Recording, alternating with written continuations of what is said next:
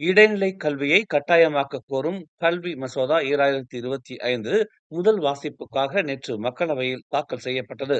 இதன் இரண்டாவது வாசிப்பும் நடப்பு நாடாளுமன்ற கூட்டத்தொடரிலேயே இடம்பெறும் என்று எதிர்பார்க்கப்படுவதாக கல்வித்துறை துணை அமைச்சர் ஓம் காவோ குறிப்பிட்டுள்ளார். 1996ஆம் ஆண்டு கல்வி சட்டம் 2வது பிரிவில் இடம்பெற்றுள்ள கட்டாய கல்வி எனும் வார்த்தையின் வியாக்கியானத்தில் இடைநிலை கல்வி எனும் வார்த்தை சேர்க்கப்பட வேண்டும் என்று அந்த மசோதா வலியுறுத்தியுள்ளது. இடைநிலை பள்ளியில் படிக்க பதிவு செய்யப்படும் மலேசிய பிள்ளைகள் இடைநிலை பள்ளி படிப்பை முழுமையாக முடிக்க வேண்டும் என்று இந்த உத்தேச 32A சட்ட விதி பரிந்துரைக்கிறது. இதனை கடைபிடிக்க தவறும் பெற்றோர்களுக்கு 5000 வெள்ளி அபராதம் அல்லது 6 மாதங்கள் சிறை தண்டனை அல்லது இரண்டுமே சேர்த்து விதிக்கப்படலாம். மேலும் செய்திகளை தெரிந்து கொள்ள தமிழ் மலர் நாளிதழை பாருங்கள்.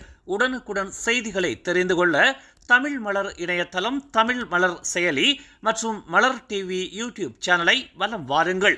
எங்களோடு இணைந்திருக்க மலர் டிவியை பதிவு செய்து கொள்ளுங்கள். உறவுகள் மகிழ்ந்திட விருப்பம் மற்றும் பகிர்வு சேவையை சொடுக்கிடுங்கள்.